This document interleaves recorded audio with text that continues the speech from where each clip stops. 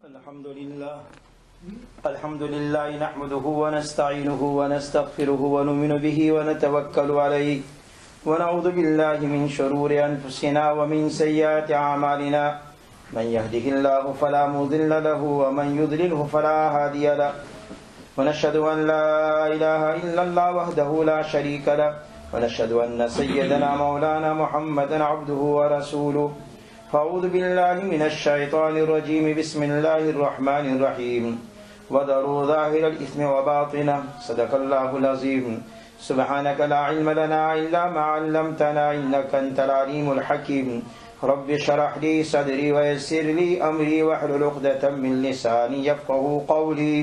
درود الشريف. اللهم صل على سيدنا ونبينا وحبيبنا مولانا محمد وبارك وسلم. بزرگ اور دوستو، اسی آیت کریمہ کے متعلق ہماری مجلس کی گفتگو چل رہی. اللہ تعالی شانہ و نوالہ اپنے کلام پاک میں فرماتے ہیں کہ وَذَرُوا ظَاهِرَ الْإِثْمِ وَبَاطِنَهُ، چھوڑ دو ظاہری گناہ اور باطنی گناہ. سب گناہ چھوڑنے کا اللہ مجھے آپ کو حکم دے رہا ہے. میرے بھائیوں، میرے عزیزوں، میرے بزرگوں، گناہ مجھ سے اور آپ سے کب چھوٹیں گے؟ جب اللہ تعالیٰ کے دل میں خشیت ہوگی، خشیت الہی ہوگی، خدا کا خوف ہوگا، انسان سچی پکی توبہ کرے گا.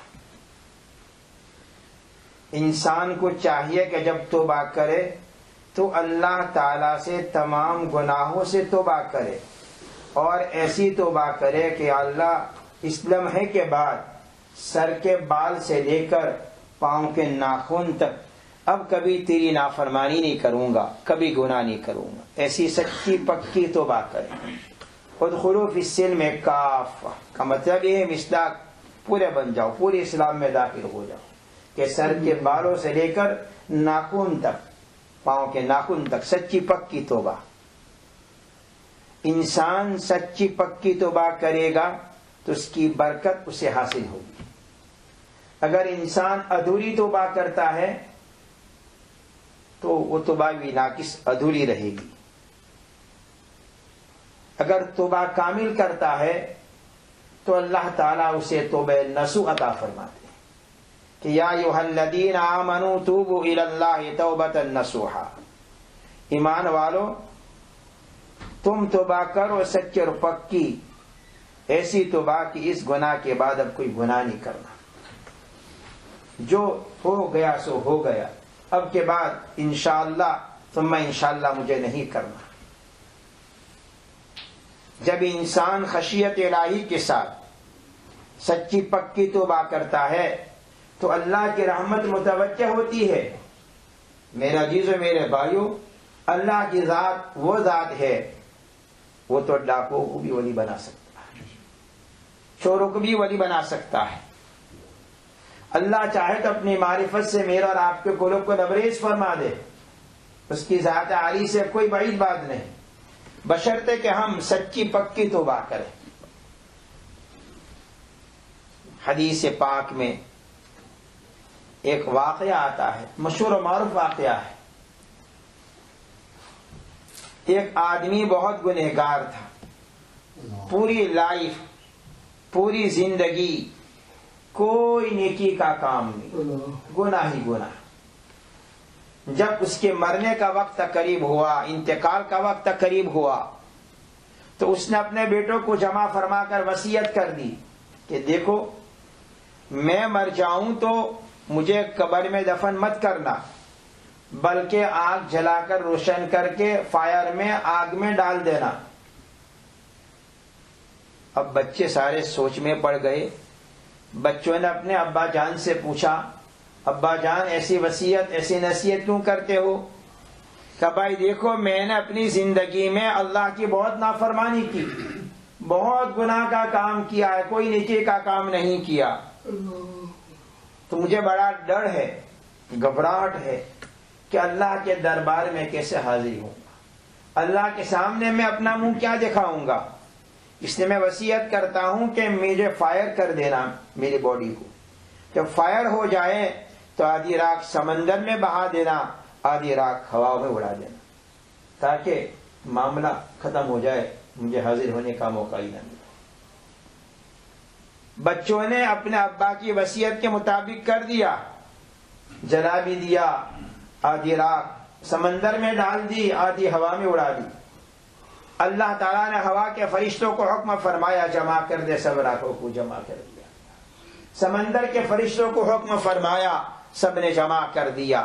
اللہ نے روح ڈال دی، دوبارہ زندہ ہو گیا۔ اللہ تو قادر مطلق ہے، اللہ کی پکڑ سے ہمارا کہیں جا نہیں سکتے۔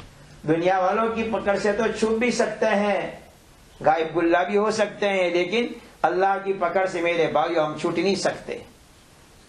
اللہ کے سامنے اسے حاضر کر دیا گیا، اسے اللہ کی طرف سے پوچھا گیا، بھائی ایسا تو نے کیوں کیا؟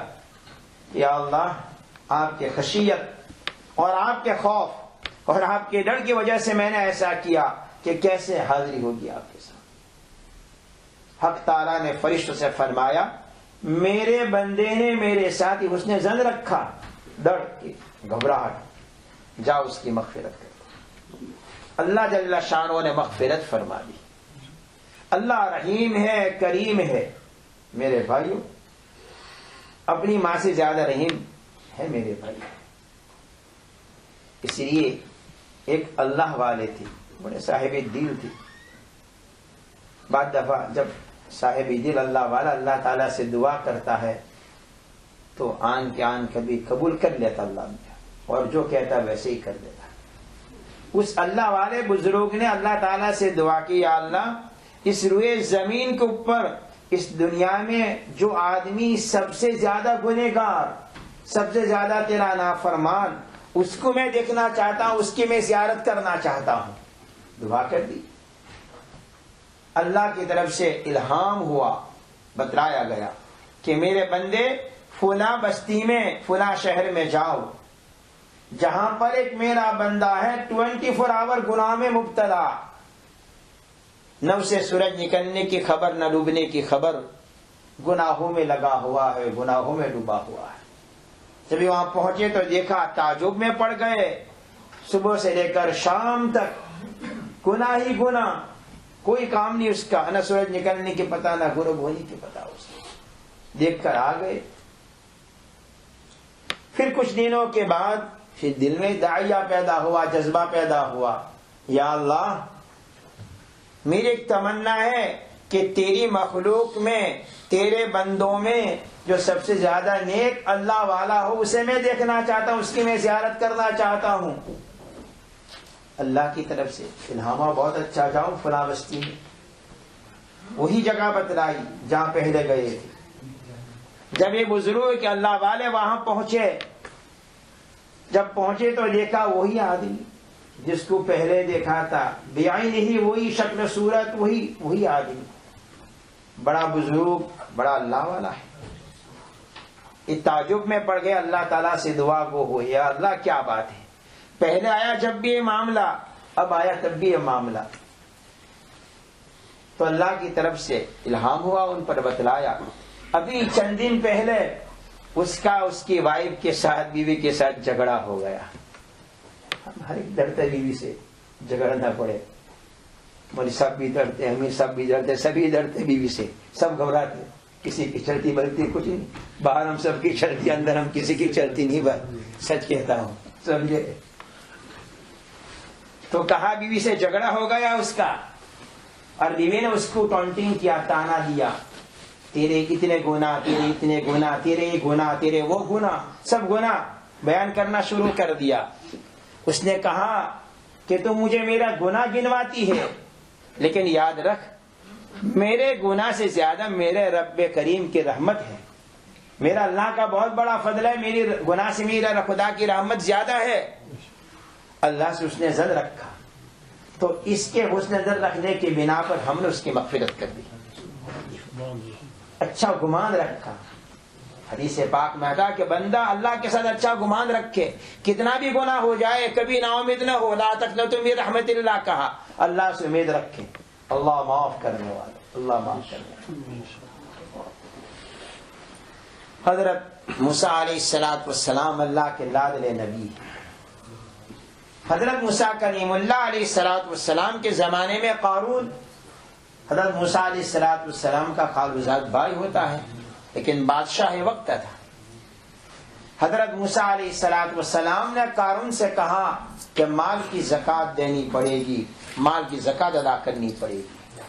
اب قارون نے سوچا اگر میں اپنے مال کی زکوٰۃ دوں تو میرا مال کم ہو جائے گا، کمی واقع ہوگی، لہذا مجھے زکوٰۃ نہیں دینی ہے، مجھے کوئی ایسا کام کرنا چاہیے جس کام کے ذریعہ حضرت موسیٰ کلیم اللہ علیہ السلام کا پبلک میں انسلٹ ہو جائے، ویلیو ان کی ڈاؤن ہو جائے، تو میں ساری پبلک سے کہوں کہ ایسے آدمی کی بات میں قبول نہیں کرتا، ایسے آدمی کی بات میں بلیو نہیں کرتا اور میں زکوٰۃ نہیں دیتا۔ کوئی ایسا کام میں کر دوں جیسے پبلک میں عام انسلٹ ہو جائے ان کا۔ چنانچہ قارون نے ایک عورت کو تیار کیا، کہا دیکھ میں تجھے اتنے پیسوں کا انعام دوں گا، لیکن تجھے کام کرنا، وہ کام یہ ہے کہ حضرت موسیٰ کلیم اللہ علیہ السلام اپنی قوم میں وعد و نصیحت کے لیے کھڑے ہو جائے تو تجھے کام کرنا، تجھے ان پر تہمت لگا دینا۔ وہ عورت تیار ہو گئی تہمت لگانے کے لیے کہ جب موسیٰ کلیم اللہ علیہ السلام قوم میں وعد و نصیحت کرنے کے لیے کھڑے ہوں گے میں تہمت لگا دوں گا۔ ادھر قارون بھی خوش، وہ عورت بھی خوش۔ جب حضرت موسیٰ کلیم اللہ علیہ السلام اپنی قوم میں وعد و نصیحت کے لیے کھڑے ہوئے، وہ عورت بھی آ کر کھڑی ہو گئی، لیکن اس عورت کے اوپر اللہ کے لاڈلے نبی حضرت موسیٰ کلیم اللہ علیہ السلام کا خوف و دبدبا اور جلال ایسا پڑا کہ وہ عورت نے سچ سچ بتا دیا۔ تہمت لگانے کے بجائے قارون نے جو بات بتائی تھی ساری بتا دی۔ اب حضرت موسیٰ کلیم اللہ علیہ السلام جلال میں آ گئے، ویسے جلالی نبی تھے حضرت موسیٰ کلیم اللہ علیہ السلام، جلال میں آ گئے۔ ادھر اللہ کی طرف سے حکم آیا ہے موسیٰ ہم نے زمین کو تیرے تابع کر دیا، تو جو حکم دے گا زمین تیری اطاعت کرے گی، تیری فرما برداری کرے گی، تو جو کہے گا زمین مانے گی تیری بات کو۔ حضرت موسیٰ کلیم اللہ نے دعا کے لیے ہاتھ اٹھائے اور زمین کو حکم دیا، اس زمین قارون کو نگل اپنے اندر لے لے۔ زمین پھٹی اور قارون کے پاؤں یہاں تک پہنچے، قارون ہائی واویلا کرنے لگا کہ مجھے معاف کر دو۔ حضرت موسیٰ جلال میں تھے، نہیں زمین کو حکم دیا اور نگل، یہاں تک کہ کمر تک اسے نگل لیا۔ وہ معافی مانگتا رہا، حضرت موسیٰ جلال میں تھے، کہا اور نگل، زمین پوری نگل اور قیامت تک وہ دھستا ہی رہے گا، دھستا ہی رہے گا۔ جلال میں تھے حضرت موسیٰ کلیم اللہ۔ جب حضرت موسیٰ کلیم اللہ علیہ السلام کا جلال کم ہوا، جمال کی طرف مائل ہوئے، جلال سے جمال کی طرف آئے، تو اللہ رب العزت نے فرمایا کہ موسیٰ قارون آخر میرا تو بندہ تھا، تجھ سے معافی مانگتا رہا، تو نے معاف نہیں کیا۔ حضرت موسیٰ کلیم اللہ نے کہا اللہ تہمت کتنی بڑی لگائی تھی، گناہ کتنا بڑا کیا تھا، جتنی بڑی تہمت ایسی سزا اس کی ہونی چاہیے۔ اللہ نے کہا موسیٰ پھر بھی اگر قارون مجھ سے توبہ کرتا تو میں اسے معاف کر دیتا، موسیٰ میں اسے معاف کر دیتا۔ معلوم ہوا کہ اللہ کی رحمت کتنی بڑی ہے، کتنی وسیع ہے میرے بھائی۔ اللہ غفور و رحیم ہے، بندہ خدا کے دربار میں آ کر دو آنسو بہا لیتا ہے، حق تعالی شانہ پوری لائف پوری زندگی کے گناہ کو ختم کر دیتے ہیں۔ ایک شرابی آدمی تھا میرے بھائی، اس کی یہاں اس کے ایک دوست ملنے کے لیے آ گئی، تو اس نے اپنے خادم سے کہا لو یہ دینار پیسے لے کر بازار سے جاؤ، کچھ سودا خرید کر لاؤ تاکہ مہمان کی مہمان نوازی کریں گے۔ اس آدمی نے مالک نے 4 دینار اس کو دیے۔ اب اس کا نوکر اس کا خادم بازار میں ٹاؤن میں سودا لینے کے لیے، مال و سامان لینے کے لیے جا رہا، راستے میں ایک بزرگ مل گئے، راستے کے کنارے پر کھڑے تھے، آواز دے رہے تھے جو جتنے دینار دیں گے، جتنے پیسے دیں گے اتنے دعا ملے گی۔ کوئی 1 دے گا 1 دعا، 2 دے گا 2 دعا، جتنے دیں گے برابر اتنی دعا ملے گی۔ اس نوکر نے کہا بڑا اچھا موقع ہے، یہ ٹھہر گیا، 1 دینار اس بزرگ اللہ والے کو دیا۔ اس نے کہا کیا دعا کر دوں؟ کہا دعا کرو اللہ تعالیٰ مجھے غلامی سے آزادی عطا فرما دے، غلامی سے مجھے چھٹکارا مل جائے، میں آزاد ہو جاؤں۔ دعا کر دی، پھر دوسرا دینار فوراً دیا۔ کہا کیا دعا کروں؟ کہا دعا کرو اللہ تعالیٰ مجھے اس دینار کا بدلہ بھی نقد دے دے، ورنہ اپنے مالک کو کیا کہوں گا۔ دعا کر دی، پھر تیسرا دینار دیا۔ کہا کیا دعا کروں؟ کہا دعا کرو اللہ میرے مالک کو سچی پکی توبہ کی توفیق دے دے، میرا مالک توبہ اختیار کر لے۔ دعا کر دی، چوتھا درہم دے دیا۔ کہا کیا دعا کروں؟ کہا اس بات کی دعا کر دو اللہ میری اور میرے مالک کی مغفرت فرما دے۔ دعا کر دی۔ اب 4 دینار تھے، 4 دعا لے دی، دینار لے کر دعا لے کر گھر واپس آئے۔ مالک نے کہا بھائی کیا سودا سامان لے کر آئے؟ معاملہ کچھ الٹا تھا۔ کہا حضرت ایسا ہو گیا، ایک بزرگ کھڑے تھے، دینار مانگ رہے تھے، جتنے پیسے دیں گے اتنی دعا ملے گی۔ 4 دینار تھے، 4 دینار دے کر 4 دعا لے کر آ گیا۔ اب اللہ نے مالک کا دل بھی بدل دیا۔ مالک نے پوچھا بھائی کیا دعا کروائی؟ کہا پہلا دینار میں نے دیا اور ان سے کہا آپ دعا کرو اللہ مجھے آزادی عطا فرمائے۔ مالک نے سر جھکایا، کہا جاؤ میں نے تمہیں آزاد کر دیا، یہ دعا تمہارے حق میں قبول ہو گئی، میں نے آزادی بخش دی تمہیں، تم آزاد۔ پھر کہا دوسری دعا کیا کروائی؟ کہا دوسری دعا یہ کروائی کہ اللہ مجھے دینار کا بدلہ بھی دے۔ تو مالک کے پاس ایک ہمیانی ایک تھیلی دینار سے بھری ہوئی تھی، لے تجھے ہدیہ۔ فوراً پوری تھیلی بھری ہوئی دے دی اسے۔ کہا تیسری کیا دعا کروائی؟ کہا میں نے تیسری دعا کروائی اللہ میرے مالک کو سچی توبہ کی توفیق دے دے، کیونکہ شرابی تھی وہ۔ سر جھکایا اور کہا کہ آج سے بعد میں پکا ارادہ کرتا ہوں، تمام گناہوں سے سچی پکی توبہ کرتا ہوں۔ ان کو توبہ کی توفیق مل گئی۔ کہا چوتھی کیا دعا کروائی؟ کہا چوتھا درہم دے کر میں نے دعا کروائی کہ اللہ میری اور میرے مالک کی مغفرت کر دے۔ تو اس کے مالک نے کہا یہ تو میرے بس میں نہیں، سب کچھ میرے بس میں تھا میں نے کر دیا، یہ میرے بس سے باہر کی بات ہے، میں کچھ نہیں کر سکتا، یہ تو اللہ کے قبضے قدرت میں ہے۔ اب بات آئی گئی ہو گئی، معمولی بات آئی گئی ہو گئی۔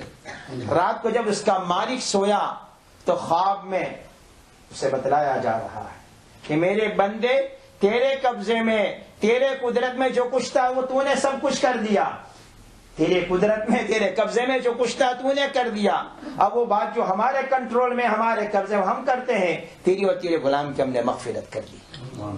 میرے بھائیوں فرمایا وَذَرُوا ظَاهِرَ الْإِثْمِ وَبَاطِنَهُ، قرآن کہتا تم ظاہری باطنی گناہوں کو چھوڑ دو اور سچی توبہ اختیار کر لو۔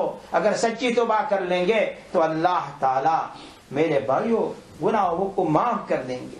بات لمبی ہے، یہاں پر ختم کرتا ہوں بقیہ مضمون کو آئندہ زندگی باقی عرضہ کریں گے۔ اللہ سے دعا کر اللہ مجھے آپ کو سب کو، اللہ پوری امت مسلمہ کو خدا کے دربار میں اپنی زندگی کی گناہوں کو ہم سب کو سچی پکی توبہ کی توفیق نصیب فرمائے۔ اللہ ہم سے سب کے چھوٹے بڑے گناہوں کو معاف فرمائے۔ اللہ ہم سب کو اپنے محبوب بندوں میں شامل فرمائے۔ وما علینا الا البلاغ۔